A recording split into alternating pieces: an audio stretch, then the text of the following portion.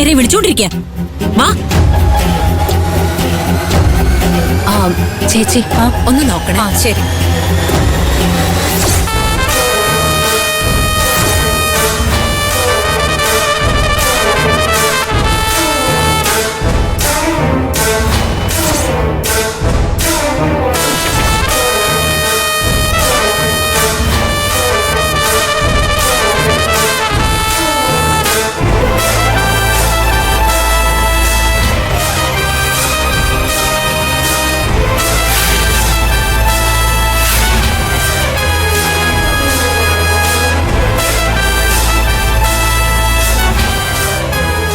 എന്താ കാര്യം പറയൂ. നീ ആരോട് ചോദിച്ചിട്ട് ആ കസ്റ്റമറെ ഡീൽ ചെയ്തോണ്ടിരിക്കുന്നെ? ഞാൻ ഈ കടയിൽ ജോലി ചെയ്യാനല്ലേ ജോയിൻ ചെയ്തത്. എന്താ നീ വല്ല സാമർത്ഥ്യക്കാരി എന്നുള്ള വിചാരമുണ്ടോ? എന്റെ അനുവാദം ഇല്ലാതെ ഇവിടെ ഒരു ജോലി നീ ചെയ്യാൻ പാടില്ലെന്ന് അറിയില്ലേ? ഞാൻ പറയുന്ന ജോലി മാത്രമേ നീ ചെയ്യാവൂ. അങ്ങനെ ചെയ്തില്ലെങ്കിൽ ഞാൻ വേറൊന്നും ചെയ്യില്ല. നേരെ ഓണറെ പോയി കണ്ട്, സാർ ഞാൻ പറയുന്നൊന്നും ഇവള് കേൾക്കുന്നില്ല, സാറ് തന്നെ അത് ഡീൽ ചെയ്തോ, അങ്ങനെ പരാതിയും പറഞ്ഞ് ഞാൻ എന്റെ പാട്ടിന് പോവും. അതിനുശേഷം ഈ കടയിൽ നിന്ന് നിന്നെ ഇറക്കി വിട്ടാ ഏതെങ്കിലും നാട്ടിൽ പോയിരുന്ന് പിച്ചെടുക്കേണ്ടി വരും നിനക്ക്. എന്തു പറയുന്നു? എന്റെ ചേട്ടന്റെ ഭാര്യയായി പോയതുകൊണ്ട് ഞാൻ മിണ്ടാതെ നിൽക്കുന്നതാ. അല്ലെങ്കിലുണ്ടല്ലോ ഒട്ടിച്ച് ഞാൻ നിന്നെ ശരിപ്പെടുത്തി കളഞ്ഞു. എന്നെ മനസ്സിലിപ്പോ നീ എന്നെ നന്നായി ചീത്ത വിളിക്കായിരിക്കും അല്ലേ? അതെ. പൂച്ചയുടെ മുന്നിൽ പെട്ട എലിയുടെ അവസ്ഥ പോലെയാ ഇപ്പൊ നിന്റെ ജീവിതം. ഞാൻ വിചാരിച്ചാ നിന്നെ കടിച്ച് കീറാനും പറ്റും, പിടിച്ചു വലിച്ച് താഴേക്ക് എറിയാനും പറ്റും. പക്ഷേ നിന്നോട് യാതൊരു സഹതാപവും ഞാൻ കാണിക്കില്ല. ഇനി നിനക്ക് ഒന്നിനു പുറകെ ഒന്നായി വീഴ്ച തന്നെയായിരിക്കും. അതും ഞാൻ കാരണം. ഇതൊക്കെ പറയാനാണോ എന്നെ അവിടുന്ന് വിളിപ്പിച്ചത്? എന്താ ജോലി എന്ന് പറഞ്ഞാ ഞാൻ പോയാ ജോലി ചെയ്യും. ഈ വെറുതെ സംസാരിച്ച് സമയം കളയുന്ന ഒന്നും എനിക്ക് താല്പര്യമില്ല. ഓക്കെ? ഓ പിന്നെ നീ വലിയ ജില്ലാ കളക്ടർ അല്ലേ? എല്ലാ കാര്യങ്ങളും കൃത്യമായിട്ട് ചാർട്ട് ചെയ്ത് ചെയ്യാനായിട്ട്. മേലെ സെക്കൻഡ് ഫ്ലോറില് ഒരു കസ്റ്റമറിന്റെ കയ്യിൽ നിന്ന് കോഫി താഴെ വീണു. അവിടെ തറ മുഴുവൻ അഴുക്കായിട്ട് ഈച്ച അരിച്ചുകൊണ്ടിരിക്കുക. നീ ചെന്ന് അവിടെ പോയി ഫിനോയിൽ ഒഴിച്ച് കഴുകി വൃത്തിയാക്കാൻ നോക്ക്. ഓ, ഞാൻ ഈ കടയില് സെയിൽസ് പേഴ്സന്റെ ജോലിക്കാ വന്നത്. ചായ മറിഞ്ഞത് തുടയ്ക്കുന്ന കാര്യമൊക്കെ ഹൗസ് കീപ്പിംഗ് ഡിപ്പാർട്ട്മെന്റിലെ ആളുകളില്ലേ, അവരോട് പറഞ്ഞാ മതി, അവര് ചെയ്തോളും. ഏയ്, ഞാൻ പറഞ്ഞത് നീ അനുസരിച്ചേ പറ്റൂ. അതെന്ത് ജോലിയായാലും ശരി. അല്ലെങ്കിൽ ഞാൻ ഇപ്പൊ തന്നെ ഓണറിന്റെ അടുത്ത് പോയി കംപ്ലൈന്റ് ചെയ്യും.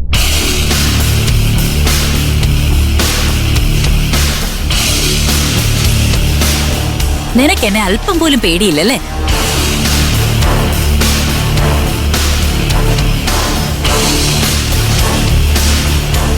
ഞാൻ മോളിലിരിക്കുന്ന ആ ദൈവത്തെയും എന്റെ ഉള്ളിലിരിക്കുന്ന ആ മനസാക്ഷിയെയും മാത്രമേ പേടിക്കുള്ളൂ. ഓ, കൊള്ളാലോടി. എന്താ പഞ്ച് ഡയലോഗ് അടിക്കുക? ഈ കടയിൽ നിനക്ക് ജോലി ചെയ്യണമെന്നുണ്ടെങ്കിൽ ഈ ലാവണ്യ പറഞ്ഞത് അനുസരിച്ചേ പറ്റൂ. എന്താ ഞാൻ പറഞ്ഞത് കേട്ടിട്ട് മിണ്ടാതിരിക്കുന്നേ? പോയി ക്ലീൻ ചെയ്യാൻ നോക്ക്. ഇല്ലെങ്കിൽ ഈ കടയിലെ എല്ലാ ഭാഗവും നീ തന്നെ ക്ലീൻ ചെയ്യേണ്ടി വരും.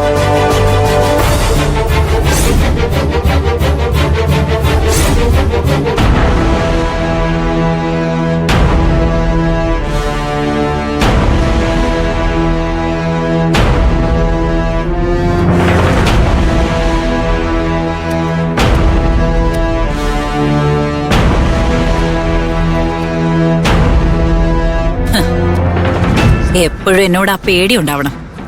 ഇനി കുറച്ചു നാളിനുള്ളില് നിന്നെ നിന്റെ മോളെയും പെരുവഴിയിൽ ഇറക്കി പിച്ചെടുപ്പിക്കും ഞാൻ.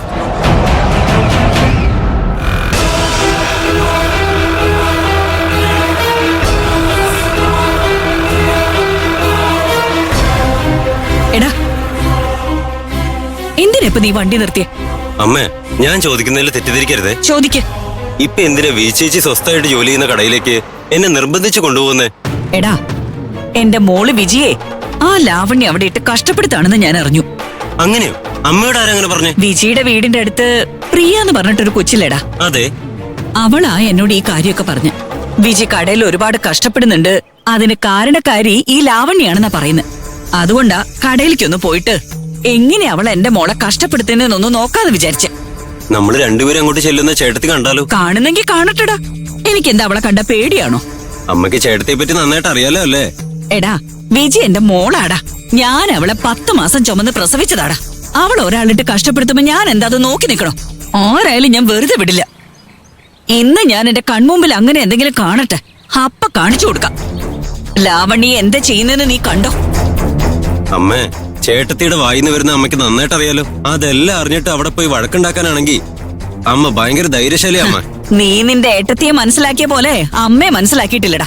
ഇന്ന് കാണിച്ചു തരാം. നീ വണ്ടി എടുക്ക. അയ്യോ, ഇന്ന് അവിടെ എന്തൊക്കെയാണാവോ നടക്കാൻ പോകുന്നേ? ദൈവമേ, കാത്തുരക്ഷിക്കണേ. ആ, ദൈവമൊക്കെ കാത്തു രക്ഷിക്കും. പോടാ.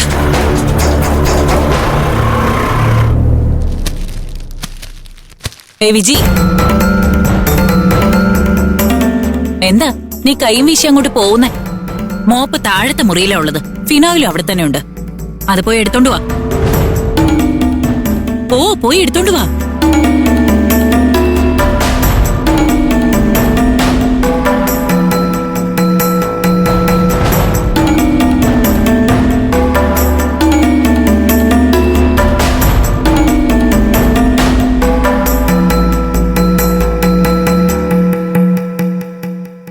ദേ നോക്ക്, ടൈൽസ് എല്ലാം കണ്ണാടി പോലെ തിളങ്ങണം. കോഫിയുടെ കറ ശകലമെങ്കിലും അവിടെ കണ്ട ഞാൻ നിന്നെ വെറുതെ വിടില്ല. വീണ്ടും നിന്നെ കൊണ്ട് തന്നെ തുടപ്പിക്കും ഞാൻ. മനസ്സിലായോ നിനക്ക്?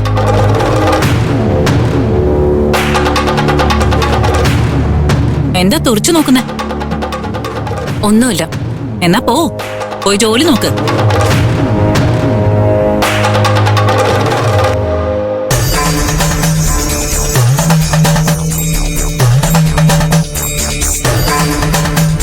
എന്റെ മോളെ ഇത്രയങ്ങ് കഷ്ടപ്പെടുത്തുവാണല്ലേ?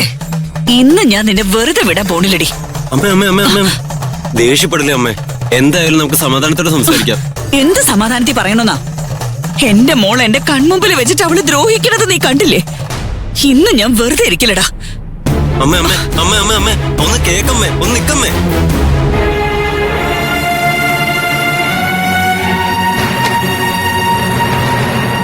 എടി ലാവണ്യ, അമ്മായി, നിങ്ങൾ എന്തിനാ ഇങ്ങോട്ട് വന്നേ? എന്റെ മോള് വിജിയെ നീ ഇട്ട് കഷ്ടപ്പെടുത്തുന്നത് എന്റെ കണ്ണോണ്ട് കാണണമെന്നുള്ളത് ദൈവം തീരുമാനിച്ചതാ. എന്തിനാ ഇവിടെ ഒന്ന് ഒച്ച ഉണ്ടാക്കുന്നേ? ഞാൻ ഒച്ചയൊന്നും ഉണ്ടാക്കുന്നില്ല. എല്ലാം ഞാൻ എന്റെ കണ്ണില് നേരിട്ട് കണ്ട കാര്യങ്ങളാ. അതിന് മാത്രം എന്താ കണ്ടത്? ഇവിടെ എന്റെ അടുത്ത് വന്ന് ഇങ്ങനെ ഒച്ച വെച്ച് സംസാരിക്കാനായിട്ട്.